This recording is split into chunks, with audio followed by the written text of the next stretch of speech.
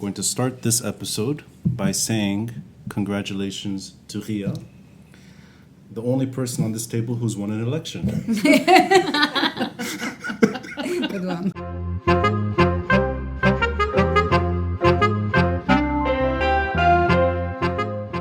This podcast is made possible by the generosity of listeners and viewers like you.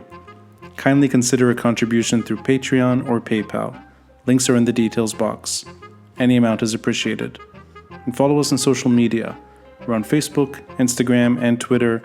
The handle, the Beirut Banyan. Rate and review us on Apple Podcasts. And to stay updated with video releases, subscribe to our YouTube channel. Thanks for listening, and thanks for watching. I'm Rani Shatar, and this is the Beirut Banyan.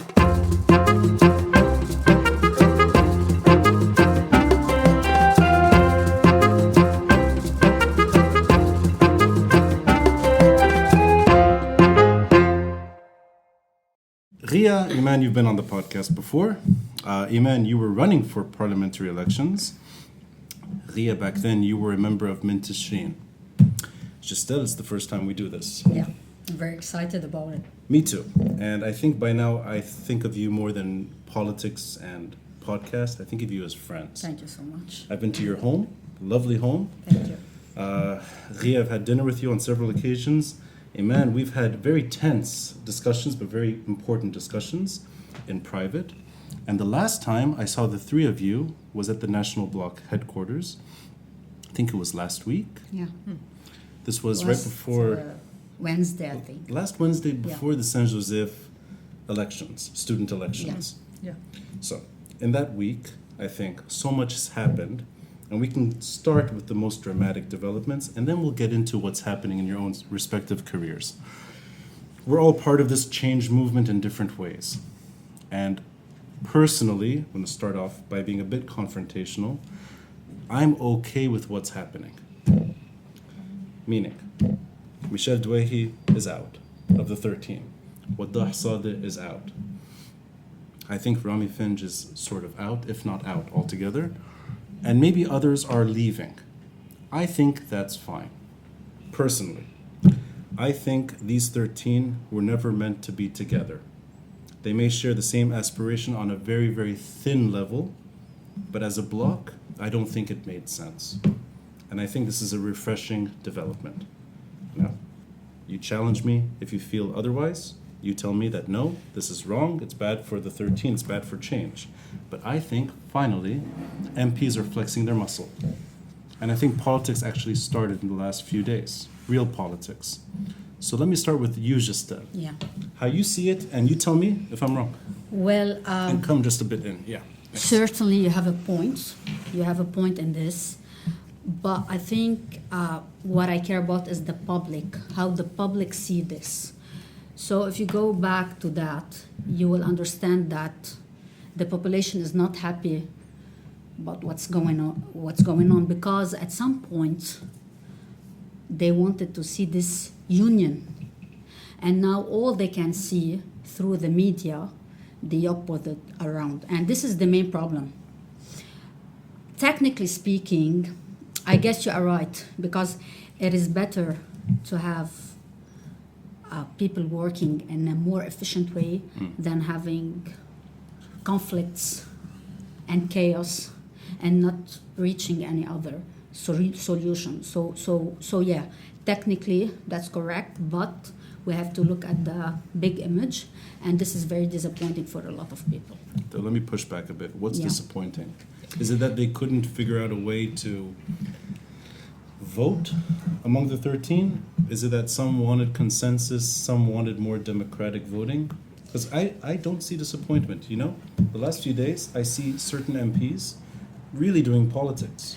Well, yes, but I think we should look at it in a very different way. It's not about politics, it's about the country. It's not about politics, it's about the momentum that we started on the 17th of October. So people want to see them under one name, under one category, and this is not what's happening, and this is very bad.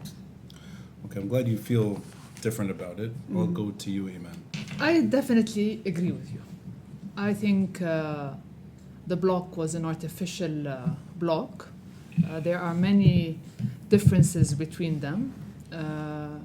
To me, having 13 individuals being freely able to move with the 17th of October spirit is much better than having them as one block and a state of paralysis, which was happening. Unfortunately, there wasn't an agreement.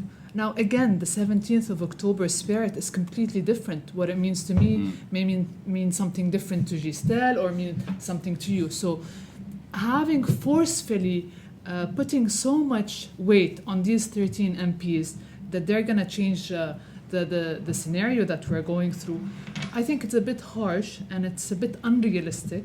And sadly, the public is only focused on what's happening with them.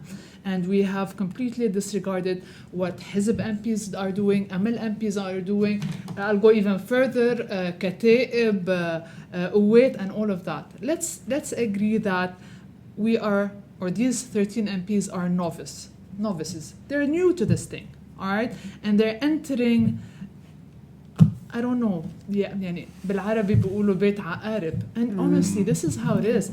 Now, and we are still learning, and the learning curve is a really steep one for them. Yeah. And I think we need to give them a bit of credit. And this resonates with an experiment that was made in one of the universities. And they gave students a blank piece of paper, and they jotted a point in the middle, and they asked them, write essays about what you see.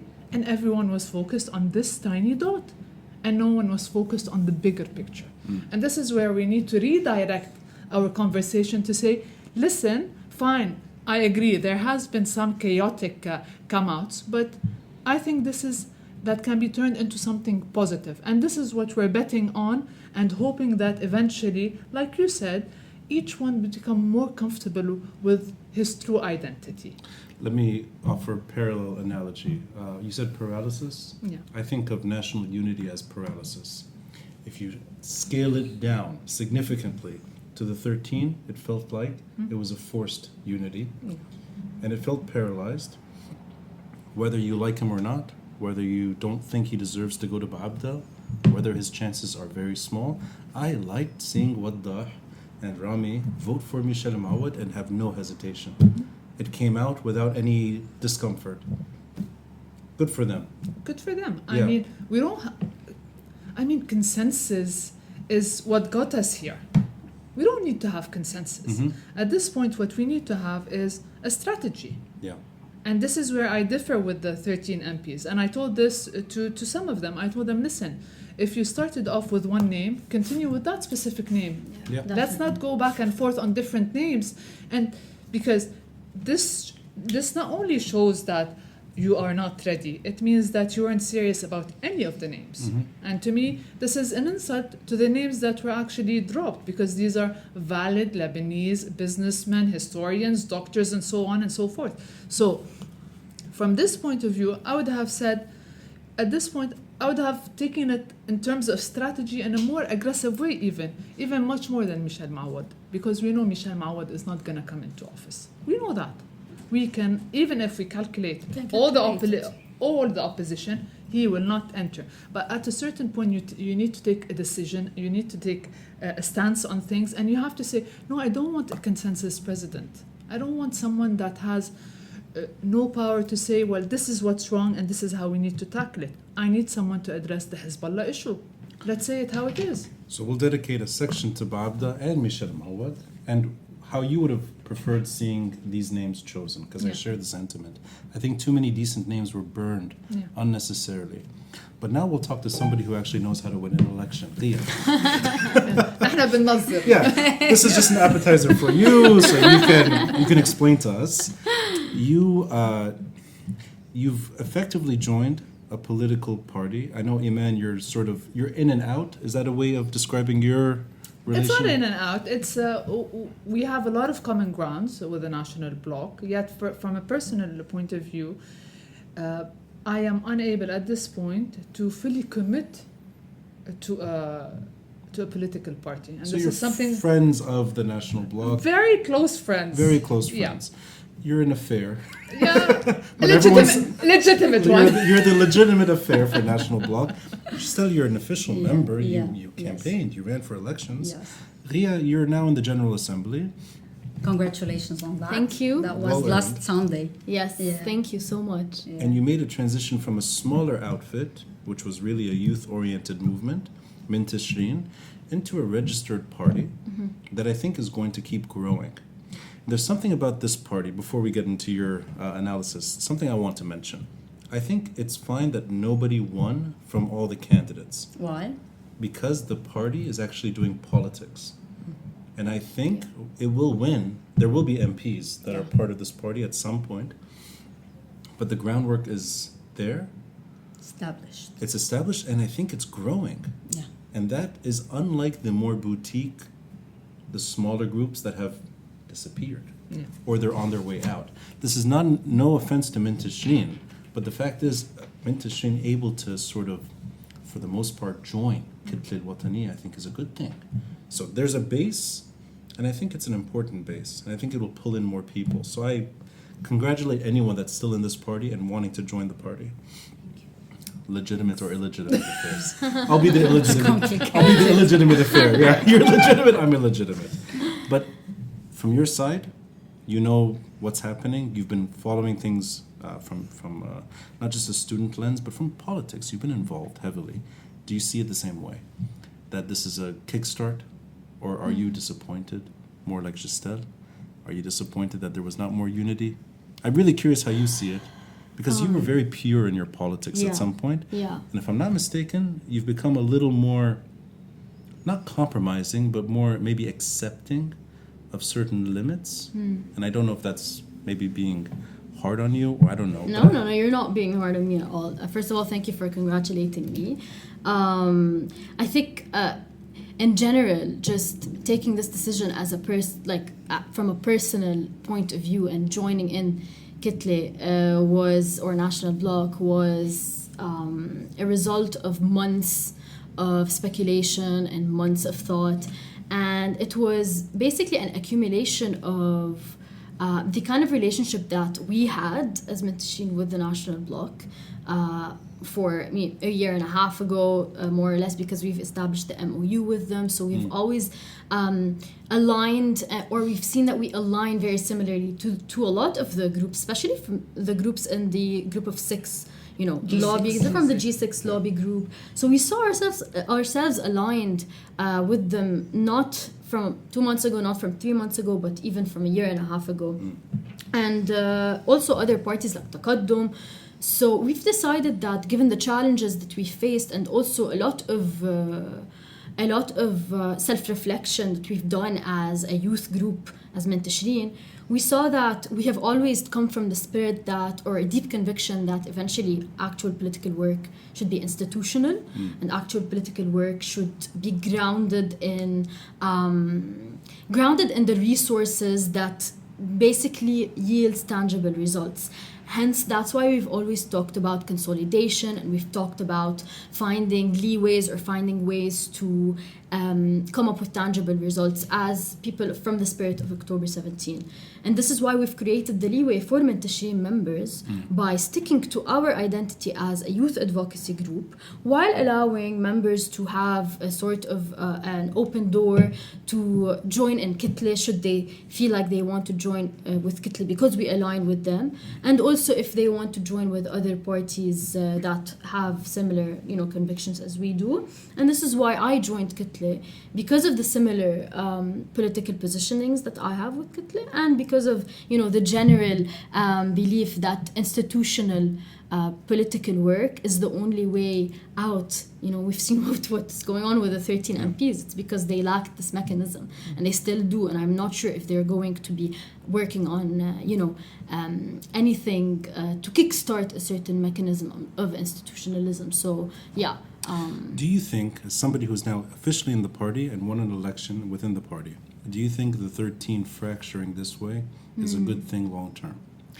I do not think it's a good thing long term. You were talking about efficiency. We got to a point where we saw paralysis, that the 13 MPs, whatever structure they had, it was paralyzed.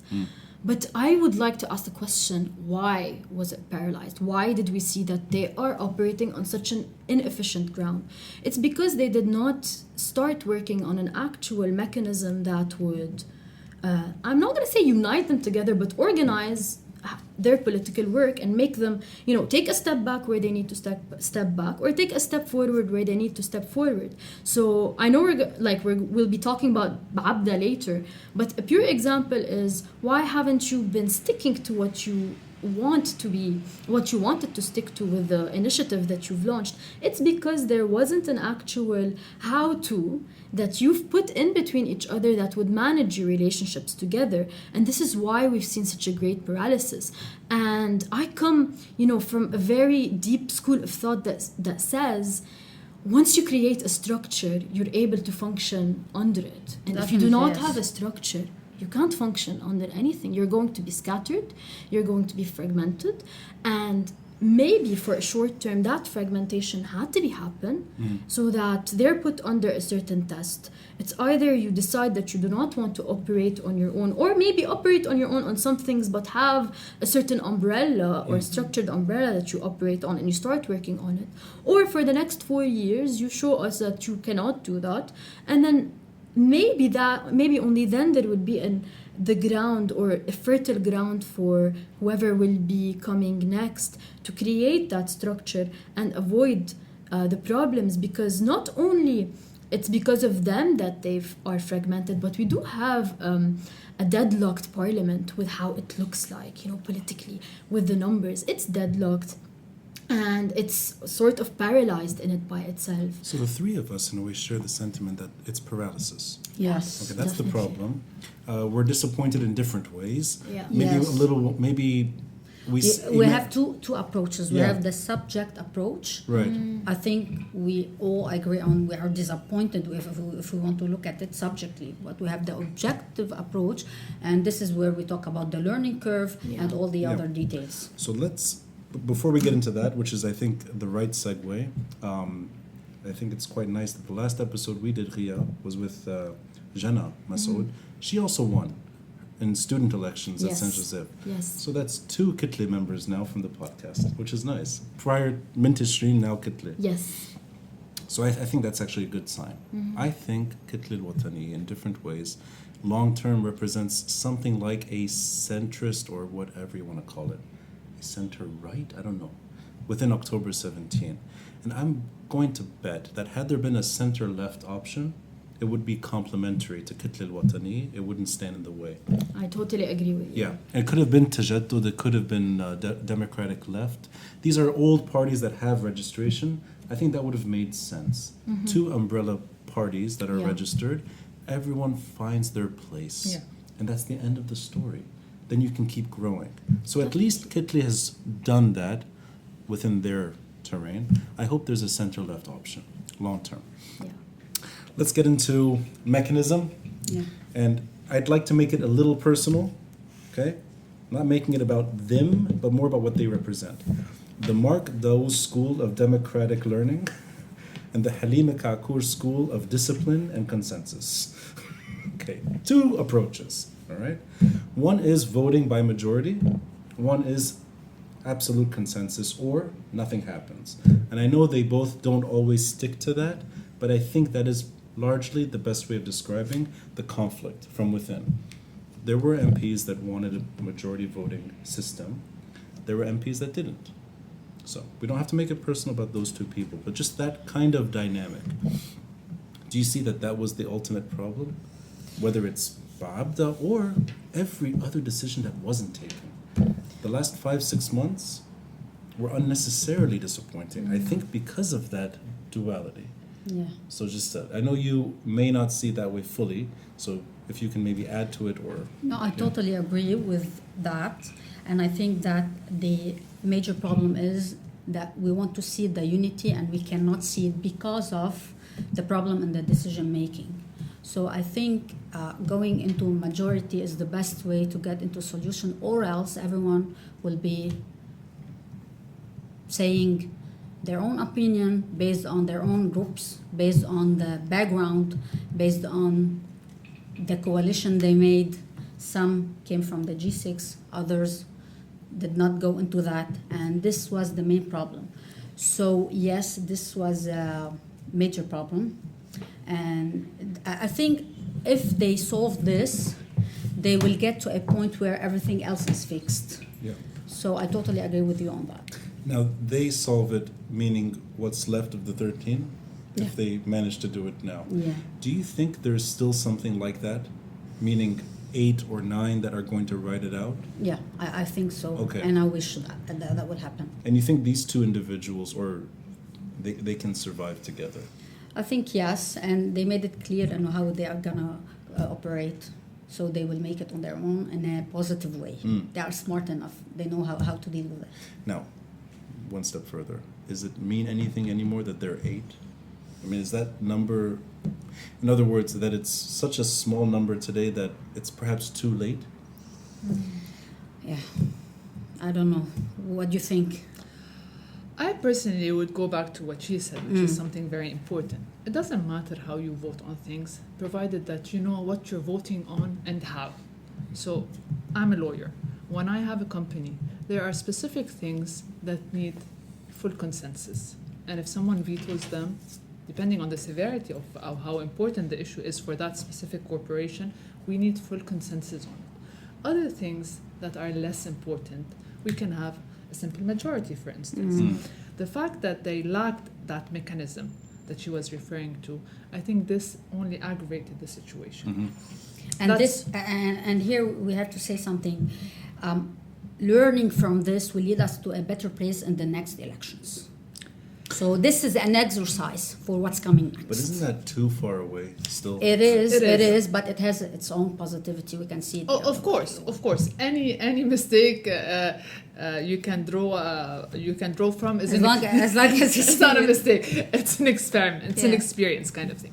But so the lack of mechanism in one place, and we really need to step back and ask ourselves: do they really want to be in that block, or was it something forced on them? So because I cannot agree to something. Maybe they did not agree on that mode of or on that framework Operations. because deep down inside they were not willing to compromise on certain things. Again, so honestly, I can't answer that. They can only do that self-revision. But to me, what's important is not to dwell on what happened, is to see how we can reconnect these dots to take these 13 MPs, regardless of where they are, Yeah. into what needs to be done for the public good and to implement the vision that we were all fighting for. Just that so it's already been decided that they're going to... No. No. No. Nothing's been decided yet. No. Okay. We see everything on the media, and that's Yeah. what they are talking about, but nothing is decided.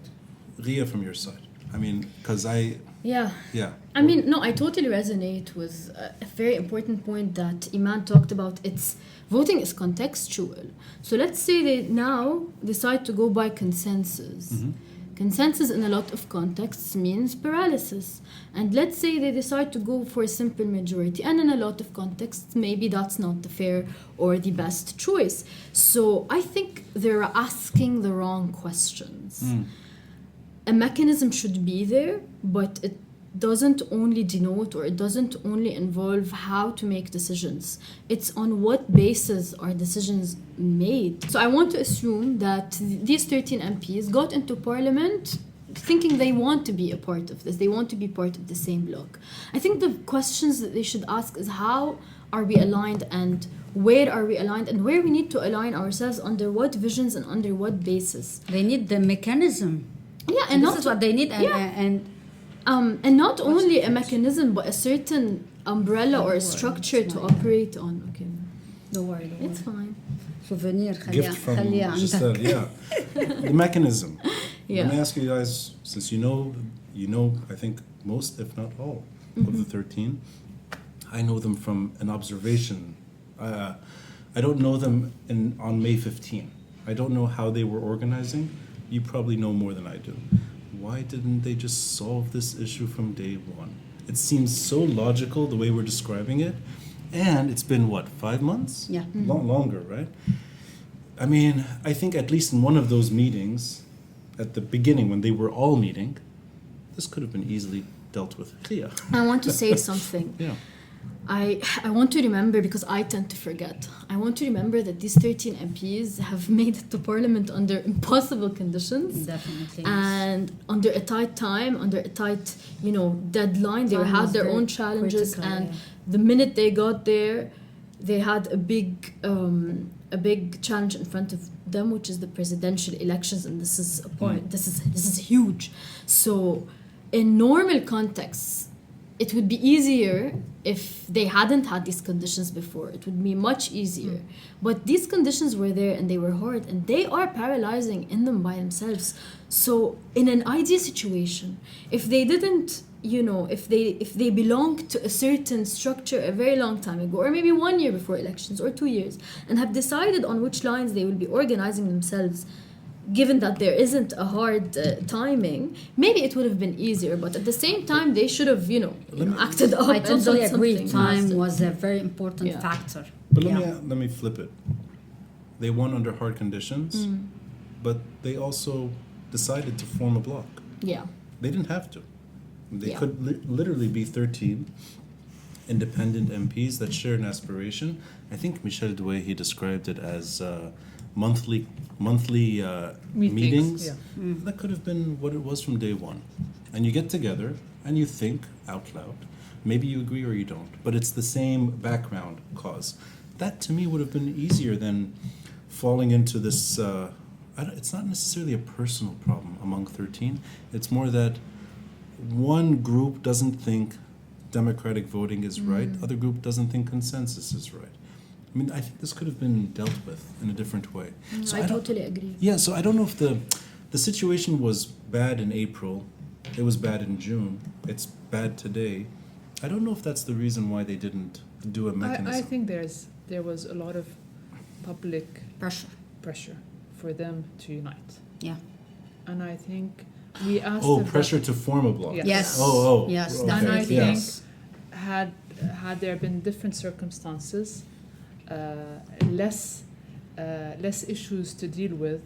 We have a country that is, I wouldn't say on the brink of on the verge of a collapse. We have already collapsed, and I think we're mitigating the downfall to hell. I think the public has put a lot of pressure on these 13.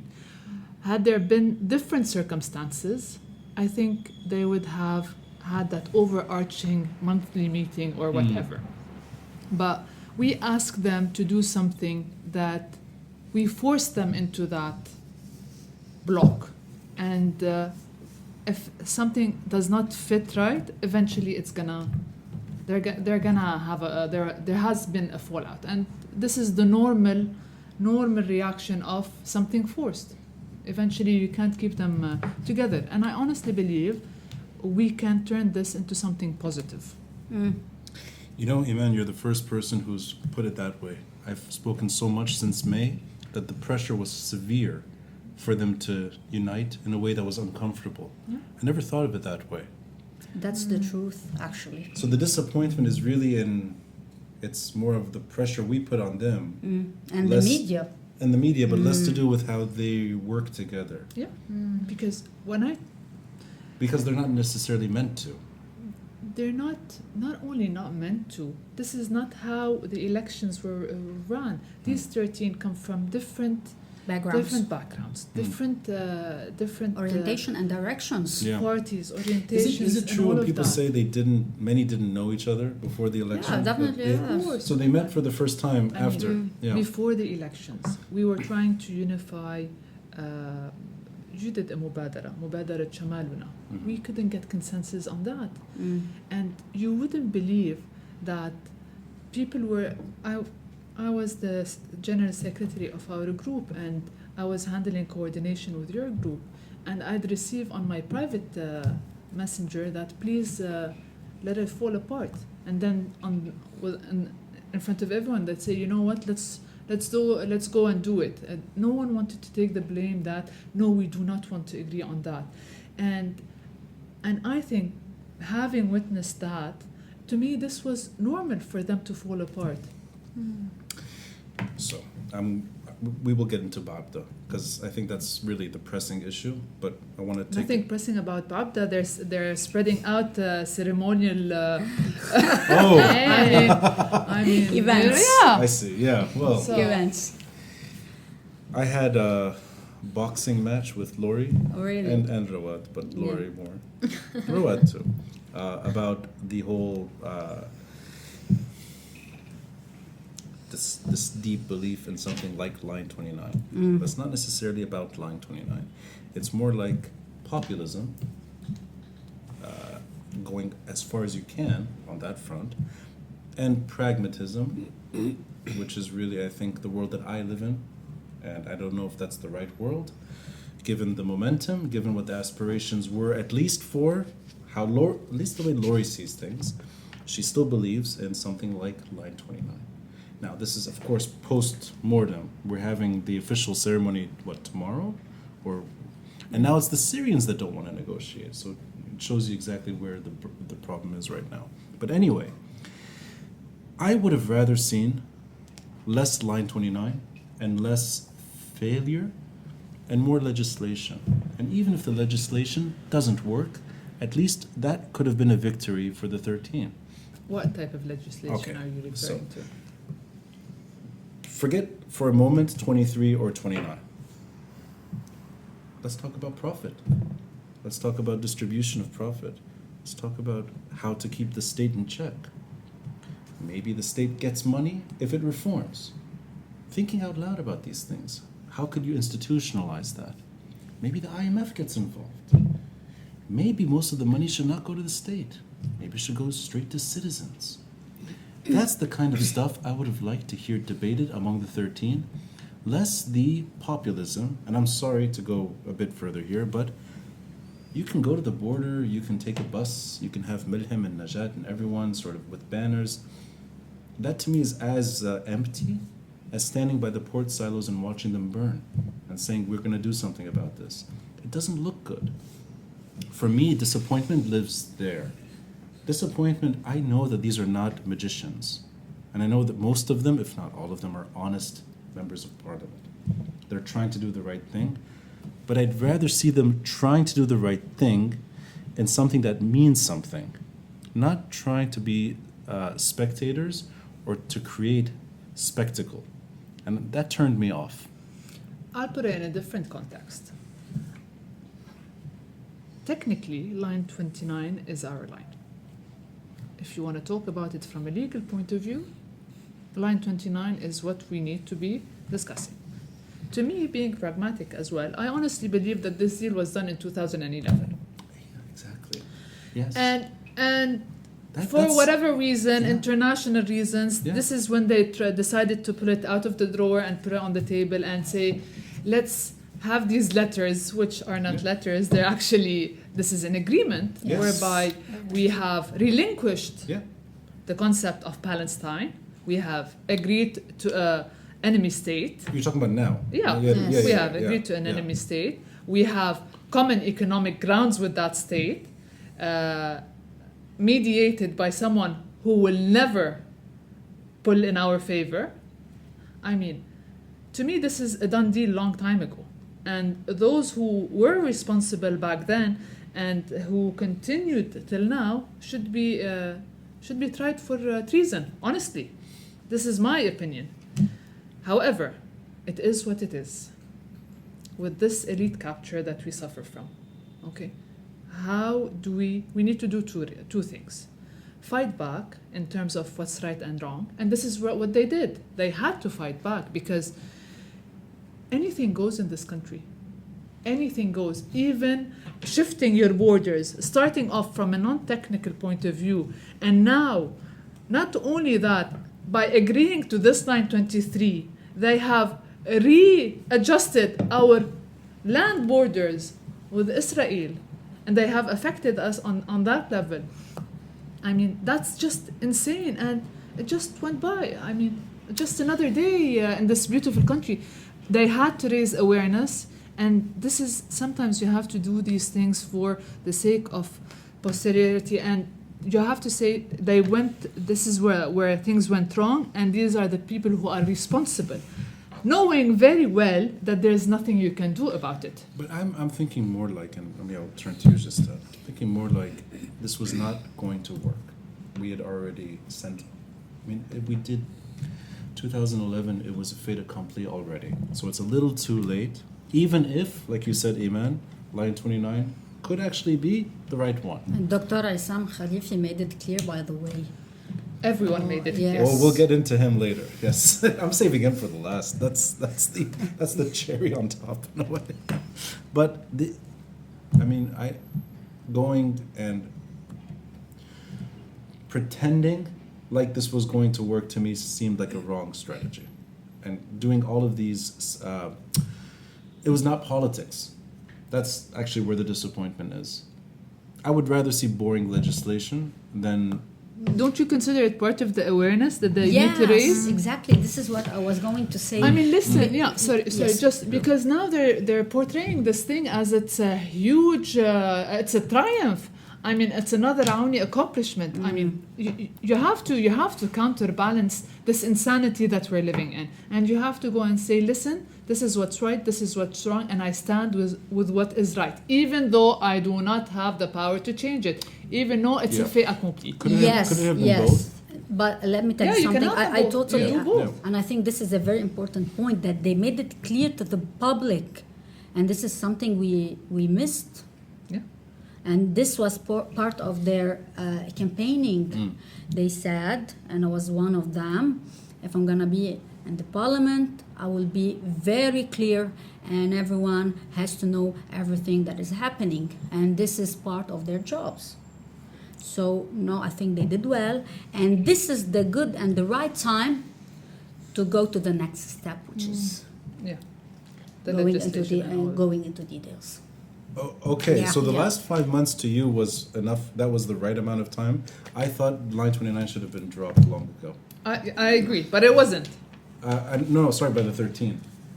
By the 13th. I think it just looked bad the whole way through. And then on top of it, that it was signed while they were still campaigning for line 29. It just looked defeatist. It didn't sit right. But you know what? Again, in terms of awareness, the fact that the Lebanese population reinstated 90% of MPs, it means that we have zero legal awareness.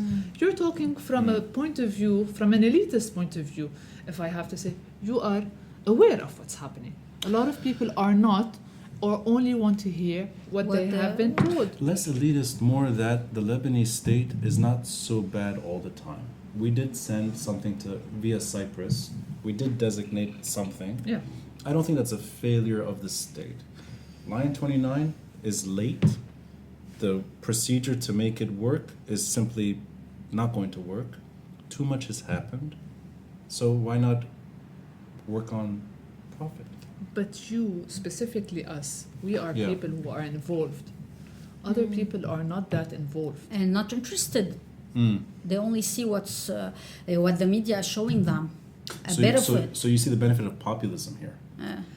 To a certain extent, is it populism, or is it just their job is to flag a few things that are important? I mean, if you recall what Najah Wakim did and what Zahir, what's his name? Zahir, back in '92 when Senora was shifting the debt into dollars. Yeah. Zahir Khatib. Okay, Zahir yeah. Khatib, Yes. Okay. And this is still till today on record. Yeah. I mean, let Fair alone enough. it did not change anything yet. Yeah.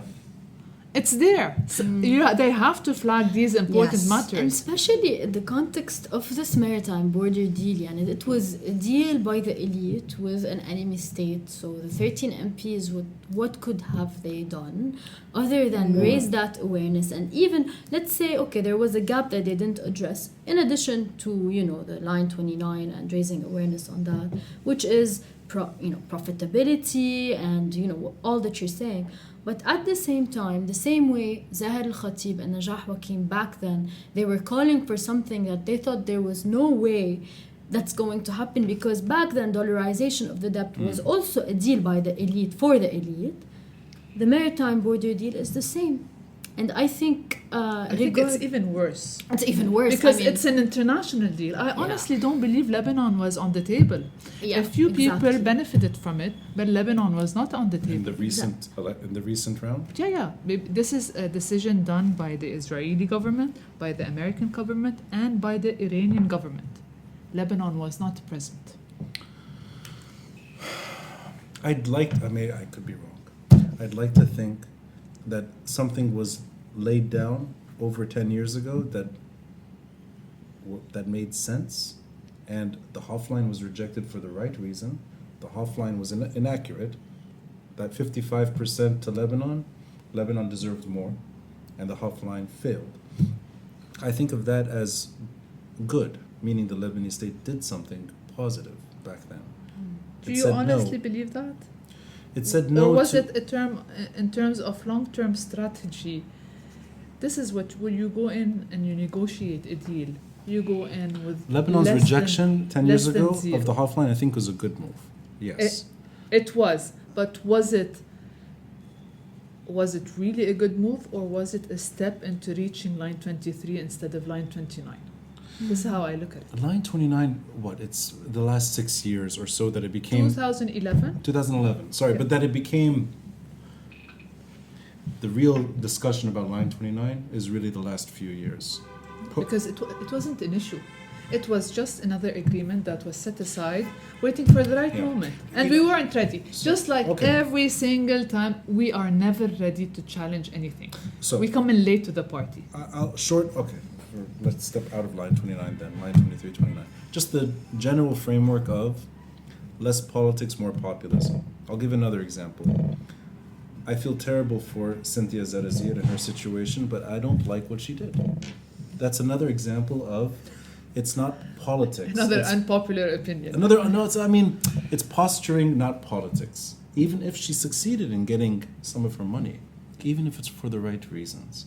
That's not what I want to see from an MP. What do you want to see? What I want to see is Yeah. Cynthia struggling in Parliament, because that to me is why she's there. That's why she's elected. And she can fail. It's okay. It wouldn't be her fault.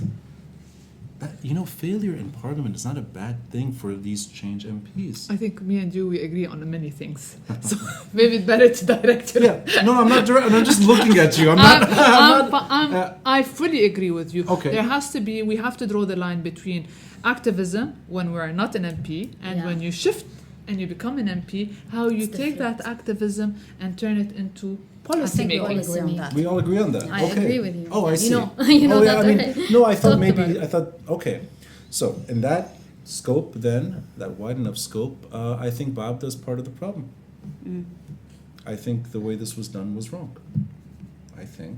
Elaborate. Okay, so, مع كل احترام, and you know what? We'll bring him up first. We don't have to bring him up last. The historian, Aysam Khalifa. Yeah. I mean, what on earth were you thinking? Not you, your friends. Not you, Ghiya, not you, Iman. Not me, all of us. What the hell were they thinking? I can't... You know how it seemed like to me? Okay. 6 in the morning, he gets a voice note that he's going to be the next president. And his voice expresses how surprised he is. It starts measured, like an old, a very nice voice, sort of like an astute scholar. And by the end, it's screaming like, "What the fuck are you guys doing? Leave me out of this! I don't want to go to Baabda." I felt so bad for him. Forget his defense of line 29. I don't even care about that. I feel bad for him. He should not be treated this way. I don't think the other names should have been treated badly too. Salah, Hnin. Why ruin this man's reputation? He's a good guy. And I don't get it. What's the point of hurting these people? Well, they didn't want to hurt them. Yeah. Actually, that was not the Okay. But approach. this is the outcome because of the Yes. lack of the mechanism. Okay, no, Yeah, but wait. I think there's what- other names too Yeah. that were called at the last second that said, "Get out of my apartment." I'm not going to make this. So Marcy gets He's getting information. all the info. I'm not going to name who and who told me and all that. But it became ridiculous. عنده كتير معلومات. Yeah, I do. But I also am very careful with my sources. Okay. But it's not one. This is not one MP trying to, break the group. This is seriously considered an option. I think it was just a terrible decision through and through. Well, they made it clear that the approach was, and we have a lot of potential in this country, and Dr. Aysam is one of them. And we have a lot of like Dr. Aysam. So why عم نعمل بس في عنا مرشح طبيعي مرشح دائم ومرشح توافقي. في كتير ناس غير بكاليبر كتير عالي. And that was the most important factor. Can you explain then? He's a member of Shemalana. He's the only group that won BOSAS, and he's now a member of parliament. I think he's the one who, that's the voice note. It was shared through him. It's directed to him. Is he warning us? كيف حدا تاني اسمه ميشيل؟ That's fair assumption. You're right. نشوف your information. You're right. It could have been another. I doubt it. But anyway, is that his warning saying that this is just wrong? Is he being thrown under the bus?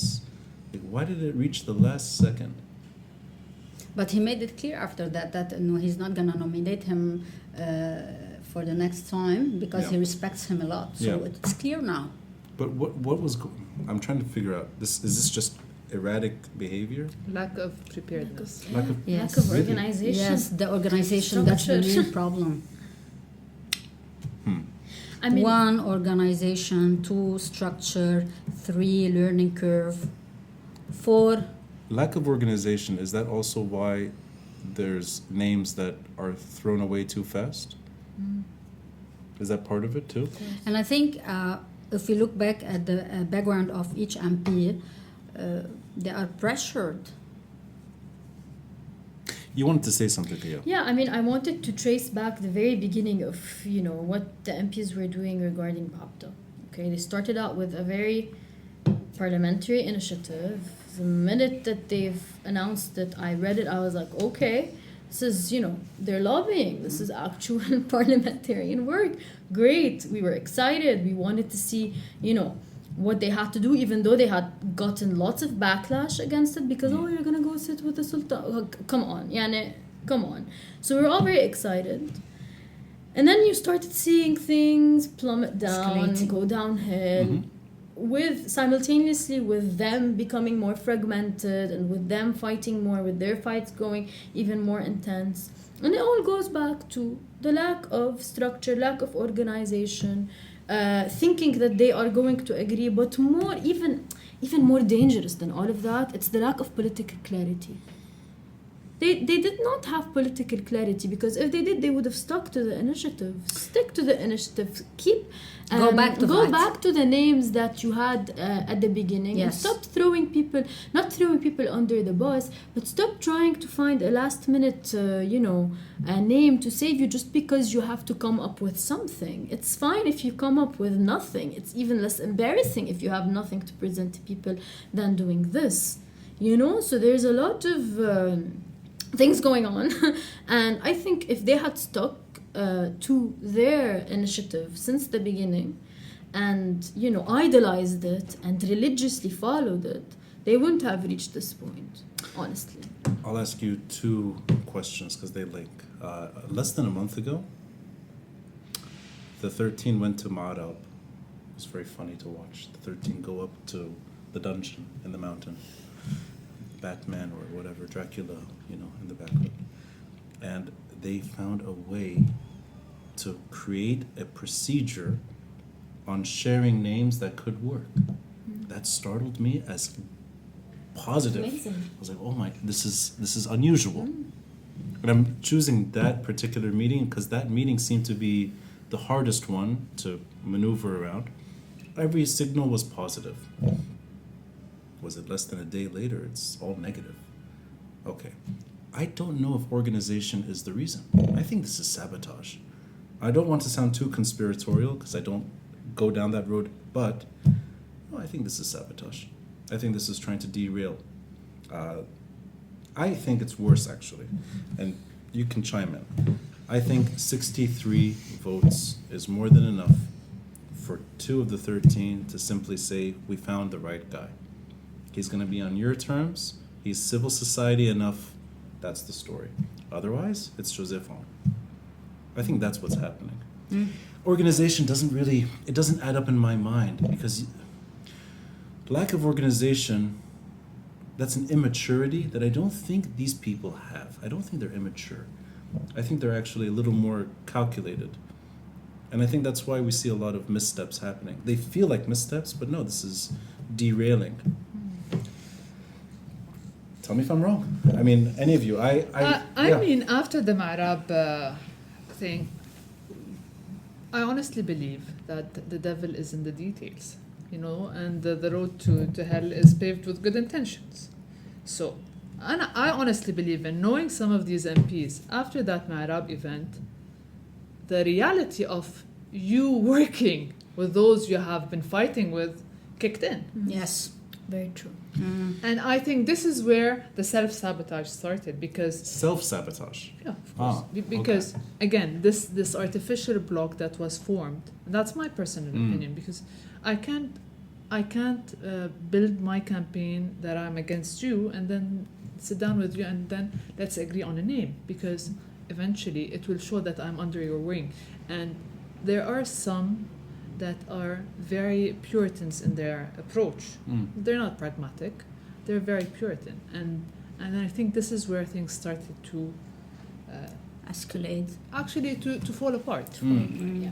So that meeting, you think, is the big sort of... The reality of that Mubaydara, the reality, because fine, the Mubaydara was I commend them for it, yet why wouldn't you follow through with by aligning? I mean, you need to align. It's as simple as that. Don't you think the moment they agreed on the Mubaydara is the same moment they all knew and what's gonna happen next? No. ما نحن طالعين نقعد نحكي معهم. No, Exactly. based on what I went through this election, I assure you, someone was hoping that it will fail somewhere, within the 13. And they wouldn't be those to be blamed. Within the 13.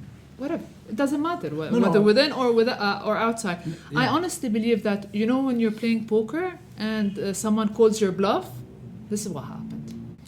I know Michel Moawad is less toxic لحدا عايش بمار مخايل مثلي أنا اللي ما بيعرفوا منيح. Distant friendship, but I don't think of him as a bad guy. I think of him as maybe he carries some baggage. He's made bad decisions. I'm not a fan of his politics prior to October 17. Sometimes he shined, other times he didn't. And I think he's actually improved in many ways, but he's not my ideal figure for Baabda.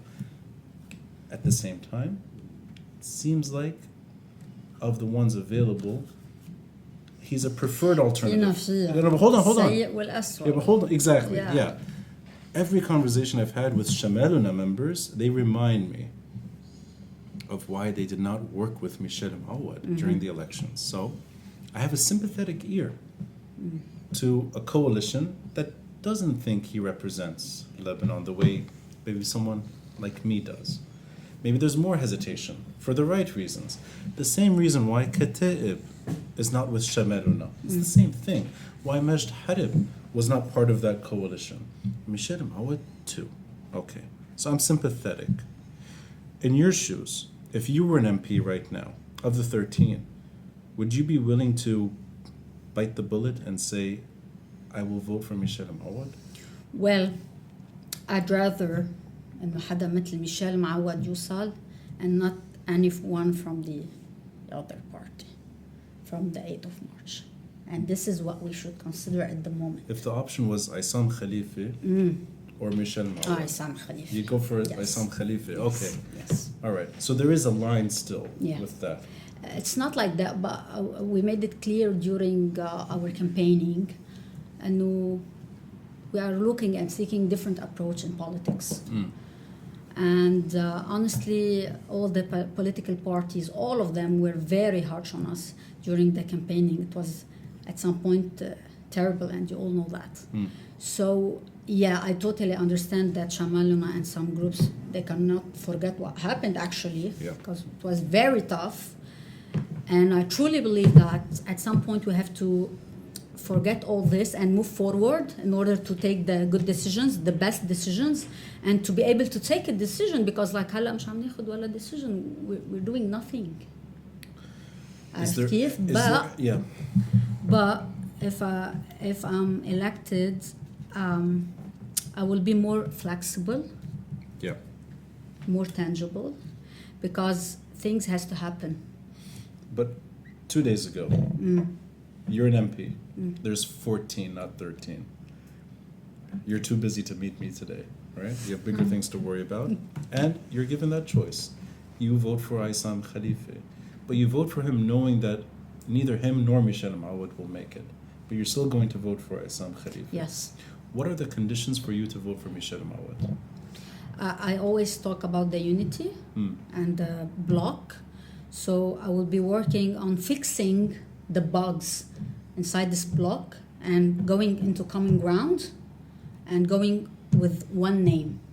So neither Michel Moawad nor Aysam Khalife? Yeah, let's say that. I, with all due respect, think that's part of paralysis. I see that as part of the problem. And it's saying that as somebody who doesn't really see Michel Moawad as anything more than just Michel Moawad. I think of that as, it explains a lot that Aysam Khalife is still better represented by the 13 than the real alternative to Frangiye Basir, who's Michel Moawad. So throwing it all on you now, Ghiya, as somebody who's not in parliament, as somebody who's sitting here right now, are your sensibilities more with Gistelle or more with Iman? I said something 2 days ago. I tweeted it, and I think I'm going to start from there. I said that the Lebanese political system is very complex. I always talk about how complex it is. And if someone wants to get to reform and work according to reform, they need to be fully understanding of that complexity. And if they're fully understanding of that complexity, they have to know that sometimes they are forced to make decisions that only because the system is complex that they are bound to make it. So a person that does not understand that complexity cannot really be part of reform. They're going to be reaching a point of paralysis. So I always align myself in between pragmatism and in between Puritanism, or whatever you want to call it. I'm sort of the center point, but more through pragmatism and what really works. And this is why I cannot say that, sure, I'll vote, if I was an MP, I'll vote for Michel Moawad. And I definitely will not say that I will vote for Dr. Aysam Khalife, given the conditions that he was, his name was thrown out. You would not. I will not say I will vote for either. But I will say that I am more aligned to choosing a person that would be the, if there's bad and worse, I'll go for bad. I'm not necessarily saying Michel Moawad is bad, but I'm saying that, okay, let's say he ticks 50 out of 60 boxes, but he still ticks 50 out of 60 boxes. I can work on the 10 boxes. Later, I can sit in front of him and tell him, hey, you need to figure out your 10 other boxes. But you are the right decision for the moment. And this is what politics really means. And this is what it means to live under a very complex system that makes you have double standards at some point, be pragmatic, and be viewed as a non-populist and a non-representative person. But in reality, you're getting a country out of a paralysis. So I've asked Iman already, and I know the answer, that she would have voted for Michel Moawad. I know that because we discussed twice about that. Yeah. So we have differing opinions on this man, and we have differing ways of seeing it. So let's do an exercise. Michel Moawad is not going to make it to Baabda, but he has the largest of the opposition votes. Was it 50 something? Yeah. 50 what? 53, I think. 53. Okay. Votes. 53. He's not going to make it. Okay, 53. We know that the likelihood is either Joseph Aoun, actually it's increasingly likely, Yeah. or a civil society candidate favorable to Gibran Bassil or Hassan Nasrallah. And I know, all due respect to all the names that think of themselves differently, that's the reality. Yeah. Favorable doesn't mean they like Bassil or Hezbollah, but they're preferred because they will leave them alone. And I think they will be the gateway to Gibran Bassil in 6 years, and the figures that will not talk about Hezbollah, and they may even get us an IMF deal in the process. But it's going to be paralysis for 6 years, lighter paralysis. The exercise is, why can't there just be a name that's acceptable to everyone that's standing for change right now? And why is it so hard to abandon Isam Khalifa and just say, this round we're voting for Michel Moawad? Because we know we're all going to lose anyway. We're going to lose, but we stood with a viable alternative that got close.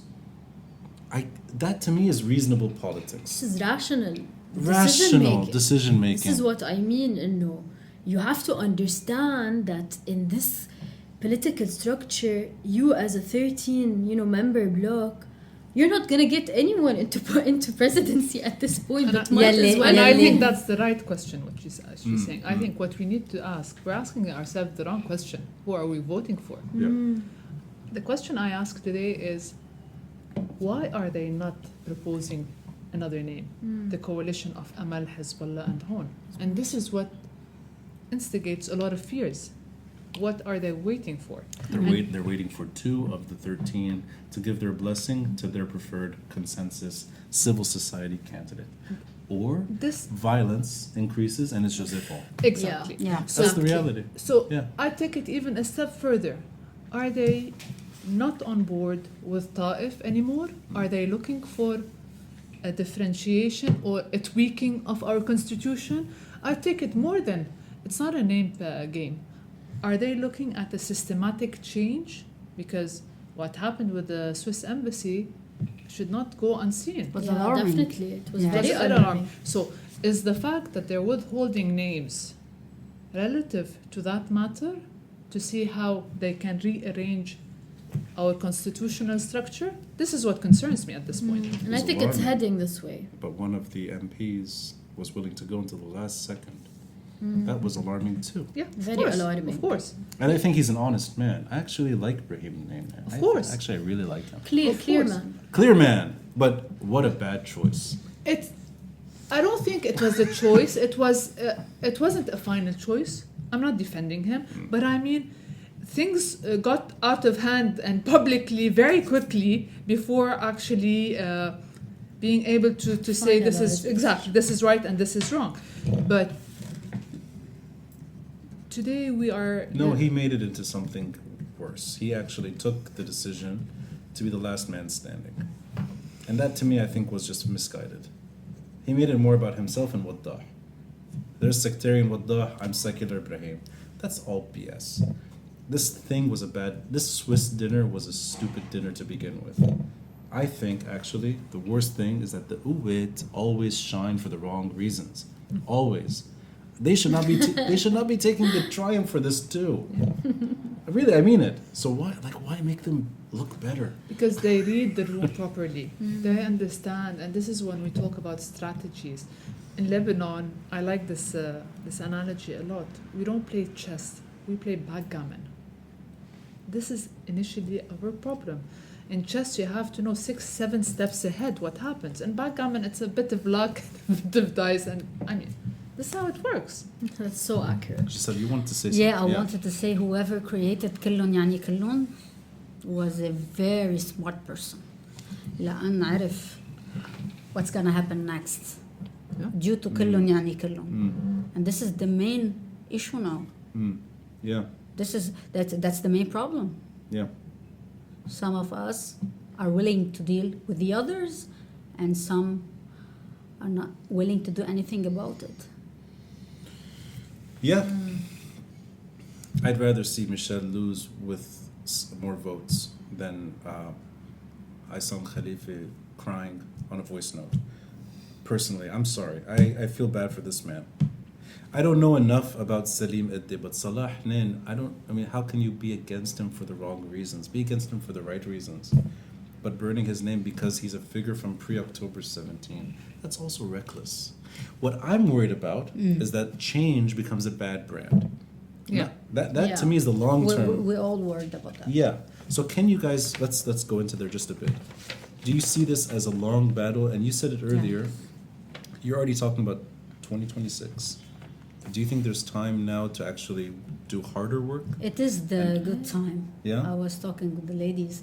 It is the right time, and this is, well, we made it clear during our campaigning that this is only the beginning.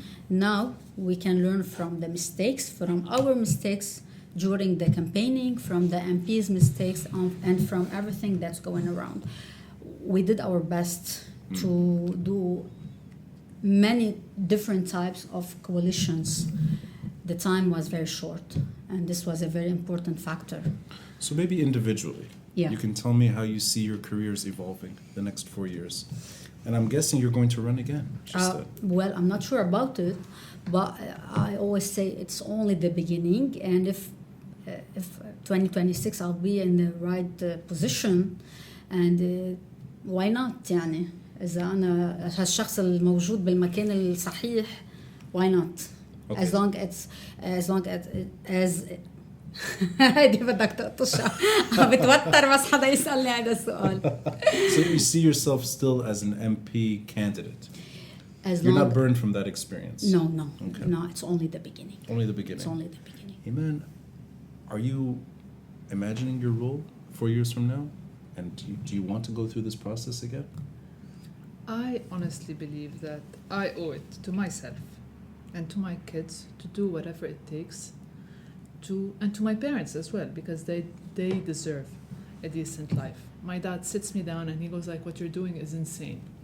And I tell him, why, Dad? Because he goes like, I was born during World War II, then there was 58, then there was 63, then there was 79, 75. And he counts all of these events on his life. And he's like, you shouldn't be here. And I honestly fought to come back to this country. And I'm not leaving without a fight. So in the meantime, whether I stay here for a year or 10 years, or I grow old in this country, it doesn't matter. I'm gonna do whatever I can to help and play my part, because should I ever leave this country, I wanna say I gave it my all. This is how I view things. It's not a position. So politics stays in your career. You're not taking a step back. And also, at this point, it's not politics as much as playing a social, responsible role and trying to help out no matter where I am. So I'm part of the Beirut Bar Association. We're establishing a lobby group for the economy called LPSN. I'm coordinating with Kitli, I'm coordinating with some of the MPs. So this goes on because honestly, a lot of good intentioned people want to do good in this country. And I honestly still believe that if I can positively affect, I know this is going to sound very corny, if I can affect someone positively, I think I at least tried, you know, even within the limited contextual place I can have power in. This is how I view things. Now, Gistelle, you kind of whispered activism. I think Mintashrin was that before anything else. Now that you're in Kitle Watani, how do you see your role evolving? I know that the trajectory had, it's begun maybe 2 years ago and it's still in its beginning. But I do see a trajectory, and the reason I joined Kitle is that I saw that trajectory within the National Bloc for so many reasons. But more so, it's because when you talked about hard work, is it time for hard work? I saw a political party that I've been working with for a year and a half now closely, that's doing hard work and that's planning for hard work in the future, and that's leading hard work as well in the present and for the future. And this is why I personally saw that if I were to remain in a trajectory that, Iman has said it beautifully, and I think this is why we all still speak politics and are in this country. And it's because we owe it to ourselves, we owe it to our country, and we owe it to our loved ones, and we owe it to our people. And if I were to remain in this trajectory, I want to do it within the right support system. I'm very young. I've been a youth activist way before I decided to be a political activist. I saw that there is a responsibility in me to my closer community, but also to my wider community. And I know that the same way I got my potential from the youth activists I have worked with, I am empowered by them, I want to empower them as well. And I do see a future for this country, even though every day I wake up and I go like, why am I still doing this? I think that's exactly I swear. It is a choice. Yeah. It's a choice that we take on definitely. every single day to try to have a positive impact on our country. It's a choice. Yes, in 2013, I said something. I was like, no, this can't end here. This is what, as a 14-year-old in 2013, I was like, this can't be. This can't be the place that I am living in. This can't be the kind of social injustice that I'm seeing. And now, what has it been 9 years? 9 years later, I'm still saying the same thing. And I'm working because of Okay, that. so you, by accident, gave me another question. Yes. Okay, this would have been a nice wrapping up. I think there's more to ask now. You just, I think this is an accident. You talked about a decade of my life that I've seen things paralyzed to the point that activism doesn't work, politics doesn't work, and we're living in something that's horrible, which is our best don't make it to power, our stalemate choices stay in power, and tomorrow or whatever, 6 days, Michel Moawad leaves Baabda. It's been 40 years of this man in our lives. 40 years, if not longer, since the army all the way until today. Yeah. He's ending his presidency in 2022, not in 1992. He has other plans. And he has other plans. He bought a home in Rabia. Yeah. It looks good. Oh, yeah, very nice. It looks home. good. Very modest. Very modest, yeah. Very good retirement plan. But Yeah. 10 years ago, Michel Semaan was leaving Baabda. That was the stalemate. That was the consensus choice. And we got Michel on later. Joseph On is probably going to be president. So the stalemate continues. Yes, exactly. There's a loop, and you said 9 years? Get ready for decades of this. So this is how I'm going to wrap it up. This is, yes. I have to say something. Yes, as long as She agrees. When Iman laughs, she agrees. I like that. I mean, I remember when I was in university كان بدي كسر الدنيا. بعدني 20 years down the line بدي كسر الدنيا. Exactly. يا جماعة as long as 90% Yeah. من الناس عم تنتخبن هن ذاتهم بدنا نضلنا 90 سنة مثل ما هلا عم بتقول. Something has to give. Nothing can أنا continue. بدنا نكمل بهذه الطريقة. السيستم مصدى. People, like, خلينا نقول أشياء مثل ما هي. When سعد الحريري decided not to run, it gave people like me the chance to run. And I think we started something. هلا, whether we succeed or not, that's a completely different issue. But we need to prepare ourselves in the hope that one day the system topples. Once it topples, this is when we can step in. And this is what she's كان doing. عنا مومنتوم. صار عنا أول مومنتوم. October 17th. Of course, but again, in terms of revolutions, نحن سوري عملنا يوغا على الرينج. I mean, please, Very well said. please. No, it was بلحظة من اللحظات كان في لحظة وعي. لحظة وعي بدي ابني عليها. How it got derailed, that's another issue. بس هيدي لحظة الوعي أنا بدي ابني عليها. نحن اليوم يلي عم بحركنا هو the economic issues.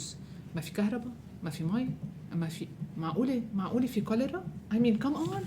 It's 2022 بيبعتوا لي how to go about cholera treatments. I mean, ما في بس إلا a meteorite بعد ما ضرب هالبلد. In all seriousness. Listen, we have a few days left. You never know. So Iman, let me just do last calibration. Yeah, do that calibration and let me Meteor. rant إذا هيك. Meteor. بس in all Hold on, seriousness wait. مش معقول. راني عجل أدنى فيك بدي فل هلا.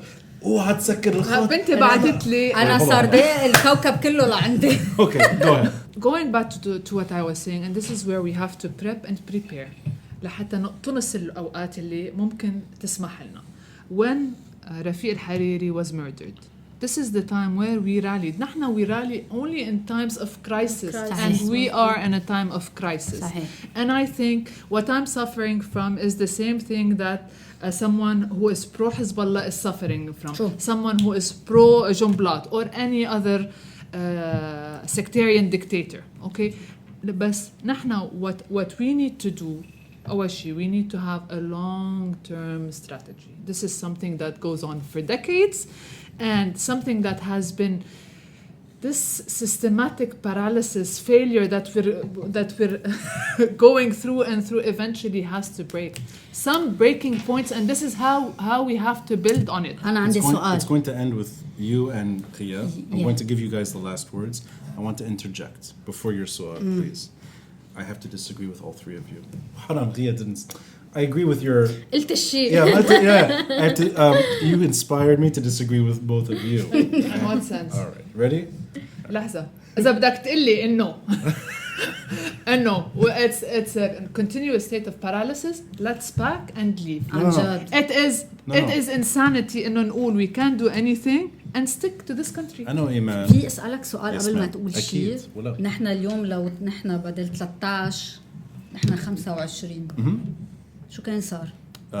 نفس الشيء. Isam Khalifa would have been the pick. No, I طب لو نحن 55 Isam Khalifa would have been. لو نحن 75 Thank you. Now we're talking. You بالغلط gave me an idea. Now you ushered something. I respect both of you and how you see the world and this country. I think you're both wrong. You can punch me as much as you want. You can kick me under the table. You can spit on me. Yeah. People vote because these are the most popular politicians in this country, period. So what? The alternatives do not resonate. That's it. Why are they popular? Well, one second. You said I'm Exactly. we're voting the same people in and in for over and over and over. Yeah, we are because I think they resonate the most. Why? I'm gonna get there. Saad Hariri, I disagree. Saad Hariri didn't leave to give you a chance. He left to bring Najib Miati back into the Sarai. That's what happened. He did the same thing in 2011. And if he comes back one day, I think the same thing would happen again. So that, to me, is the story. Saad Hariri, we all know his flaws. We all know his career. We know those 17 years post-2005. He's still the most popular Sunni member of parliament, and he's probably the natural prime minister right now. Yeah, even after this train wreck. Actually, October 17, if they'd accomplished one thing, it got rid of Saad Hariri. شكله منو راجع هلا منو راجع هالسنة ولا يمكن بهالفترة منو راجع على لبنان. That's not a victory to me. That's removing a legitimate popular figure by force, not from protests, from paralysis. So I'll throw this on top of, I'll make it even bigger. Michel Moawad is one of the worst presidents, if not the worst president in Lebanese history. He wouldn't have been president without that bigger problem. He would have never made it to Baabda. But I think Michel Moawad is still the most legitimate Christian representation in this country. I think it's a reality. And I think because he performed so badly over time, it has less to do with him and more to do with this system. And Saad Hariri is a casualty. Nabih Berri is a casualty. Some of them are more refined. They leave and they go to Abu Dhabi. Others stick around and stay. Nabih Berri, what, 34 years now? 33 years? I disagree. Michel Moawad ba'du bi Baabda. But they're still the most popular. Otherwise, by now, we've had so many chances to vote these people out. We had Sabatash Tashrin. half the country was on the street. And the same people, for the most part, not entirely, came back. The most sectarian party, Uwait, grew. That's for a different reason. It's part of the same landscape. Now, you said 75, Yeah. right? Okay, let's go back in time. Majority 2005, majority 2009. Majority MPs failed both times. انت مش شكلك بدك They تخلص failed. الحلقة اليوم. لا, they failed. لأنه في حزب الله. ولأنه فاتوا بالديمقراطية التوافقية وتوافقوا مع بعضهم كلهم ما صرنا عم نوصل لمحل. Okay, let's agree كلنا I agree, سوا. Gistelle, because if you disagree with them, you're out. Definitely. Okay, so أنا خايف that it's not about انتخابات. يعني 2026 بركي بنوصل ل 20. So what? It depends. So what? If there is consensus on disarming Hezbollah, لأنه this is not a local issue. We'll go to something. Okay, is that there is that consensus. Hezbollah decides to take on fully موضوع إنه هن they are within the political life بسلموا سلاحهم. هيدي بتغير المعادلة كلها. مظبوط. Okay, but this is not a Lebanese issue. أنا فيني أقول لك أنا ضد سلاح الحزب، بس أنا ما فيني أقول له لابن جنوب يلي هجم عليه الإسرائيلي ليه ماسك سلاحك؟ لأنه ما عنده دولة تحميه. إيه بس في يقول له كمان بنفس الوقت أنا دولتك رح تحميك. Exactly.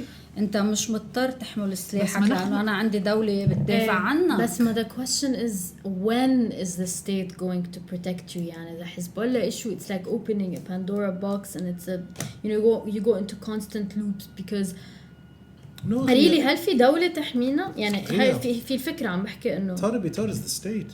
Tariq Bitar is a state appointed judge. ما فيها تحمينا الدولة. No. Tariq هذا الشيء Bitar. أكيد. لا Tariq Bitar, right?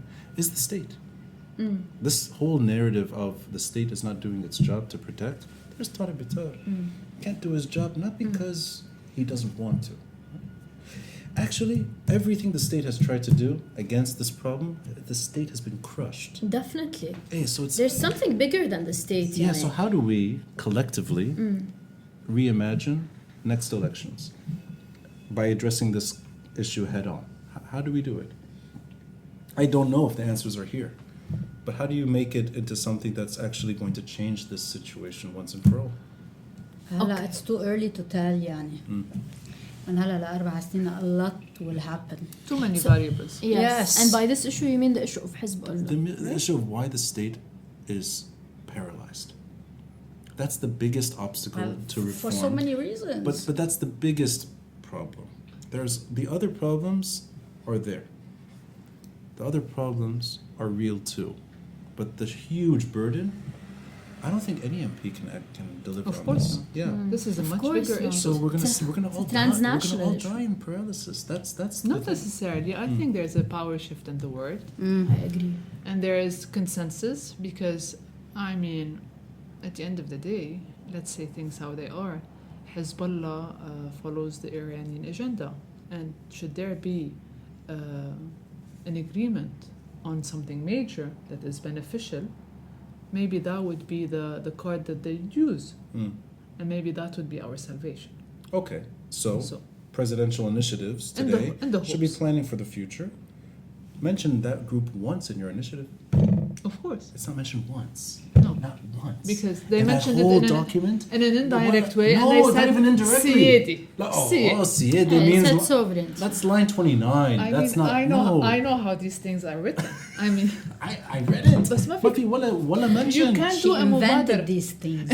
هيدا هيك المحامين بيكتبوا. No, ما في ولا mention. كيف of it. بدك تعمل مبادرة لرئيس وتقول أنا I'm against you? It doesn't make sense. Because you're lobbying for this initiative to work and It you're doesn't- going and you're sitting with them at the table and then they look at the different clauses and they see their name. Okay, you failed your mubadara before you even launched it. هلا this definitely issue yes. هلا I have to go back and to some of the points that we mentioned. First, Siyadi. Everyone says Siyadi. Everyone says Siyadi. It doesn't mean بس ما anything. المفروض يكون هيدا عنوان رنين السيدة إلها definitely. معنى. Sorry, I Definitely. interrupted you. هلا I have to go back to some points. I think that geopolitics is bigger than any parliamentary bloc. This is something definite. And I have to go back to what you said about popularity. Why are they popular? This is what, this is the gist of it. This is the essence. They're popular because you have a big clientelistic network, because you have a consociational democracy that is not even applied as a consociational democracy, because you have, the triple crises. There's a reason behind it. This is why they are, still popular. You have a law that is very much gerrymandered. You have, maybe 50 reasons why they're popular. But that doesn't make them legit. This is where I disagree with you. I do believe that the reason they are popular popularity does not legitimize a person. This is one point. Another point, I think that How else do you get legitimate? You win elections. of course, yes, but in the case of Lebanon, How did you win the elections? in the case of Lebanon, it's a power share. Lebanon is a power sharing system. So you win elections in the United States, you gain legitimacy. But in a power sharing system, the legitimacy is predetermined. Okay? How? Through the quotas that are predetermined. يعني legitimacy based on sectarian identity is predetermined in our system. In Iraq, for example, it's a corporate consociationalism. It's a liberal consociationalism. It's not predetermined, it's different. In Lebanon, we follow a corporate consociational structure that predetermines legitimacy based on certain sectarian popularities. And this is why it's a different case. They're legitimate not because they are popular, but they are popular because that system gave them the legitimacy. We will all live to never see the system fall. It'll be the same system. It's falling It's now. not. It's there. It's sturdy. It's just not implemented the right way. I think Ta'if needs to be finished. Ta'if needs to be implemented.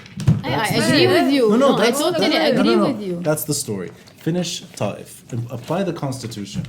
Make the constitution work, which means somehow Hezbollah has to change. Of course. Somehow Majlis Shiyukh has to exist. I agree 100%. And 100%. somehow Bashar al-Assad cannot determine line whatever it is for Trablus, right? Okay. I agree. Then I will start seeing maybe, you can start talking about reform in a meaningful way, but the system, we're going to all live in a sectarian system until we're gone. I bet you so much on this. If we were applying Ta'if, since the moment it was initiated, we will not be in the hole that we are right now. Ta'if is not implemented. Exactly. Once it is implemented, maybe there is a ground And for this is the dismantling the time. military Yes. wing This of is the time. Hezbollah. But now we cannot talk about that. So I make a pitch and we can wrap it up. And you're going to get the last words because you were very... I didn't let you talk enough.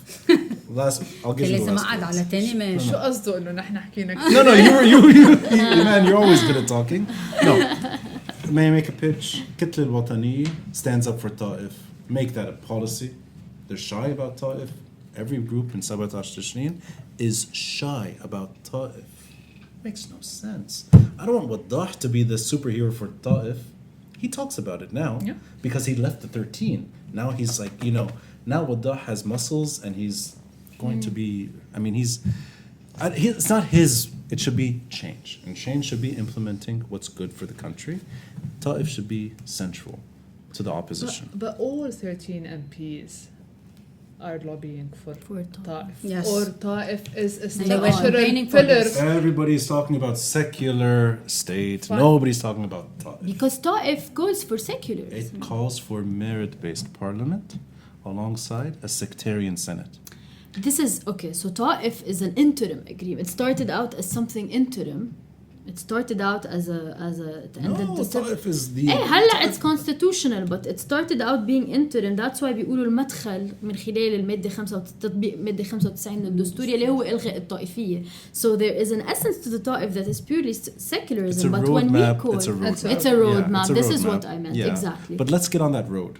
So We're not there. No, we're not there. I mean it. The launch parties I attended, where all of us sat next to each other, ما حدا قال طائف ولا مرة. In the political party, ولا مرة ولا مرة. in the political program of Kitle, we have in different clauses we have I said clauses we made that it very clear. made and it this, clear this that was Ta'if a should very be important okay, thing. but then if we imagine 4 years from now, maybe there's 2 parties. Maybe the Jean Asir wing of Sabatash Tishrin and the Kamil Murad, who's Gistelle Semaan wing of Sabatash Tishrin. If that's the future, I hope both can at least accept that as a starting point, because then it's okay. We agree on foundation. I agree with you, Iman. Hezbollah is a much bigger problem than this country. But I would like to see real politics, and I think it starts there, I think. And I don't know, I'm being a bit dinosaurish, but Ta'if to me is still left unattended. I agree. You get the last words. Well, I want to tell you thank you. Next time I'm sitting there. Hopefully next time we'll be discussing something more beneficial and more efficient. And I think... This was a waste of time? No, never. But I think we are in a place, in a very difficult place, in a very difficult position that we don't have answers to anything. Everything is subjective now, honestly, because we don't have the structure, we don't have the know-how, we don't know the learning curve about people that represent us. So it's a bit tough at the moment. And I think Michel Moawad would بيقول بدنا نروق. And I totally agree with him on that. بدنا نروق, بدنا نشوف what's coming next, and we have to calculate our steps. We're hoping for that. Thank you for the gathering, and inshallah more to come. I'll say something. There's over 300,000 listeners to the podcast. I think a lot of the diaspora got to know the candidates and this type of media landscape. Yes. So, thank you for joining the podcast again, Pleasure. Ghiya and Iman, Pleasure. and you, Gistelle, for the first time. Pleasure. I guarantee it wasn't. It is worth your time. I promise you that. Definitely it is. Thank you And for no letting doubt. me be challenging too. I appreciate that. I like the friction. I enjoy it. I love it. لا بس next time بدك تقلنا عن شو بدنا نحكي. ما فينا I did. I ما sent you a فينا voice ما فينا note. نكمل هيك. 3-minute voice Sure. note. All right. Thanks, guys. Thank you so Thank much. you, Rani. Thank you so Thank much. you.